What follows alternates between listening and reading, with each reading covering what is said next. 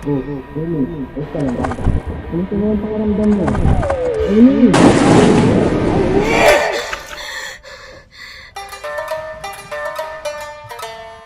Ang aking asawa nawawala!